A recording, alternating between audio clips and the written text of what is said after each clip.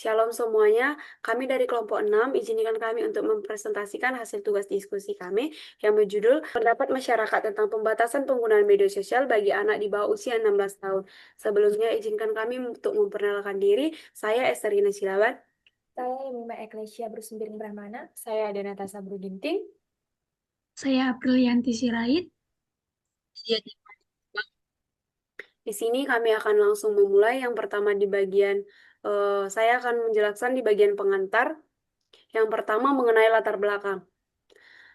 Di media sosial saat ini sudah menjadi bagian dari kehidupan sehari-hari, termasuk anak-anak. Di satu sisi, media sosial memberikan dampak yang bermanfaat seperti memudahkan komunikasi dan juga sebagai sarana pembelajaran.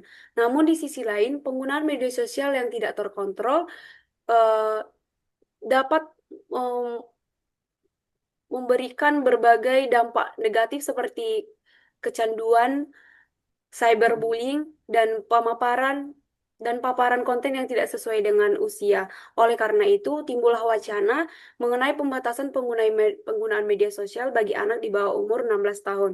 Nah, jadi adapun maksud dan tujuan dari survei ini dilakukan untuk mengetahui bagaimana pandangan masyarakat terhadap kebijakan pembatasan media sosial bagi anak di bawah 16 tahun. Survei ini bertujuan untuk mengukur tingkat dukungan masyarakat sehingga hasilnya dapat menjadi bahan pertimbangan dalam penyusunan kebijakan yang lebih tepat. Nah, kemudian manfaat dari survei ini diharapkan dapat memberikan gambaran mengenai pendapat masyarakat terkait kebijakan tersebut.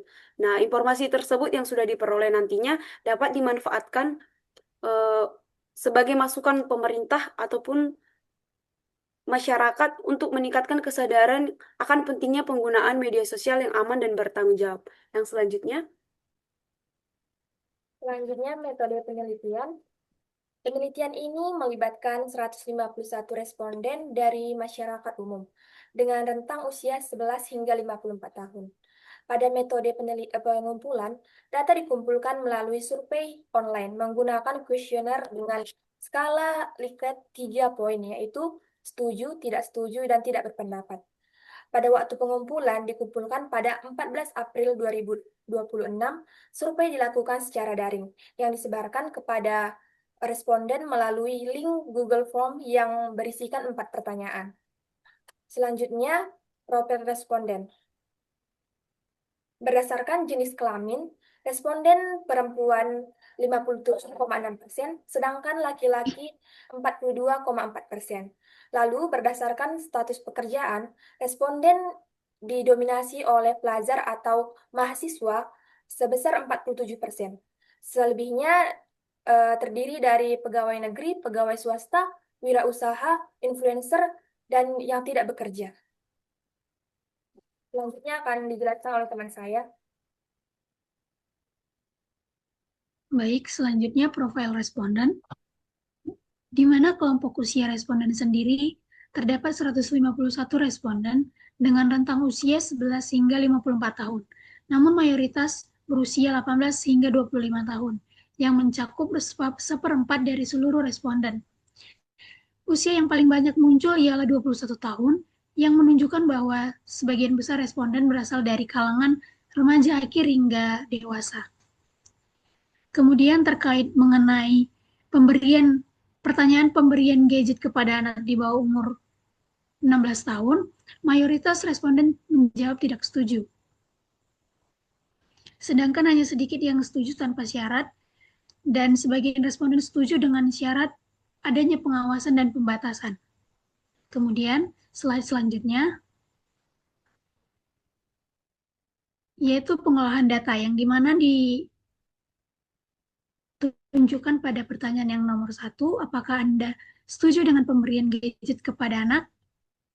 Dari 151 responden, sebanyak 88 orang atau 58,3% menyatakan tidak setuju dengan pemberian gadget kepada anak. Sementara itu, pada 55 responden atau 36,4% menyatakan setuju. Dan sisanya ialah 8% atau 5,3% tidak berpendapat. Hasil ini menunjukkan bahwa sebagian besar responden memiliki kekhawatiran terhadap penggunaan gadget pada anak apabila disertai apabila tidak disertai pengawasan yang baik. Kemudian pada pertanyaan kedua, berapa rata-rata durasi waktu yang Anda berikan kepada anak untuk menggunakan gadget dalam satu hari? Berdasarkan pada data yang sudah tertera pada layar, terdapat 96 orang atau 63,6% membatasi penggunaan gadget kurang dari 1 jam per hari, kemudian 33,1% memberikan waktu antara 1 hingga 3 jam per hari. Sementara responden yang mengizinkan penggunaan gadget lebih dari 3 jam jumlahnya sangat sedikit. Hal ini menunjukkan bahwa sebagian besar responden menyadari pentingnya membatasi durasi penggunaan gadget agar tidak berdampak negatif pada perkembangan anak. Selanjutnya akan dijelaskan oleh teman saya. Pada pertanyaan ketiga, kami menanyakan apakah pembatasan penggunaan media sosial dapat membantu mengurangi kemungkinan anak terpapar konten yang tidak sesuai dengan usianya. Dari total 151 responden, sebanyak 145 orang atau 96% menjawab setuju. Sementara itu hanya 3 orang atau 2% yang tidak setuju dan 3 orang atau 2% memiliki tidak berpendapat. Hal ini menunjukkan bahwa hampir seluruh responden percaya pembatasan media sosial dapat melindungi anak dari konten yang kurang sesuai. Pada pertanyaan nomor 4, apakah responden setuju dengan penggunaan fitur parental control seperti Family Link untuk mengawasi penggunaan gadget pada anak? Hasilnya, 140 responden atau 92,7% menjawab setuju, kemudian 8 responden atau 5,3% tidak setuju, dan 3 responden atau 2% tidak berpendapat. Dari hasil ini, dapat disimpulkan bahwa mayoritas masyarakat mendukung penggunaan fitur parental control sebagai alat untuk membantu orang tua mengawasi penggunaan gadget anak. Selanjutnya akan dijelaskan oleh teman saya. Selanjutnya, karena kuesioner ini diminta menuliskan alasan, saya akan meringkas kesimpulan utama dari hasil kuesioner yang telah kami sebar. Yang pertama, pemberian gadget, di mana mayoritas responden tidak setuju anak di bawah usia 16 tahun menggunakan gadget tanpa pengawasan, karena resikonya yaitu kecanduan, gangguan mata, konsentrasi belajar menurun, dan menurunnya interaksi sosial. Yang sisi positifnya yaitu gadget bermanfaat untuk pembelajaran dan menambah wawasan jika dibatasi dan diawasi orang tua. Yang kedua, durasi pemberian. Sebagian besar responden menilai 1-3 jam per hari adalah waktu yang cukup ideal bagi anak. Karena durasi pemberian gadget 1-3 jam per hari ini akan memberikan manfaat edukatif tanpa memicu adanya kecanduan. Yang ketiga yaitu pembatasan penggunaan medsos. Responden sepakat pembatasan menggunakan metode sebagai alat bantu orang tua karena di mana anak usia pada sekarang ini sangat gampang meniru apapun yang dilihat. Yang kedua, sering meloloskan konten kekerasan hingga judi online. Yang ketiga, dampak negatif bagi anak akan menyebabkan kecanduan. Anak rentan menjadi korban penipuan dan keamanan dari pembatasan penggunaan medsos yaitu memastikan konten yang dikonsumsi anak itu sesuai umur dan aman dikonsumsi oleh mereka. Yang terakhir yaitu Family Link. Responden sangat setuju penggunaan aplikasi Family Link ini karena orang tua bisa melacak aplikasi yang dibuka dan riwayat tontonan anak. Selain itu, sistem otomatis langsung memblokir konten negatif dan orang tua bisa mengunci gawai dari jauh saat batas harian habis.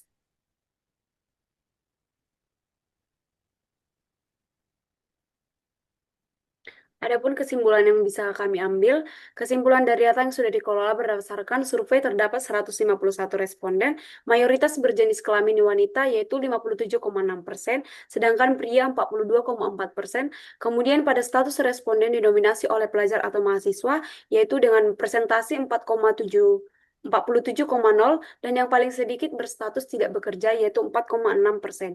Masyarakat mendukung pembatasan penggunaan media sosial pada anak. Sebanyak 58,3% responden tidak setuju pemberian gadget kepada anak, sedangkan hanya 36,4% yang setuju.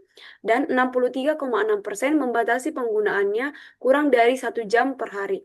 Selain itu, 96% responden setuju bahwa pembatasan media sosial dapat mengurangi paparan konten yang tidak sesuai dengan usia.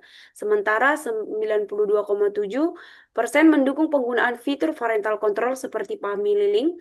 Hal ini menunjukkan tingginya dukungan masyarakat terhadap pengawasan dan pembatasan penggunaan media sosial pada anak. Baiklah, baiklah Pak, baiklah teman-teman semuanya. Demikian hasil diskusi yang bisa kami paparkan. Jika ada kekurangan dan kesalahan dalam penyampaian materi kami mohon maaf dan kami mengucapkan banyak terima kasih atas perhatiannya. Shalom.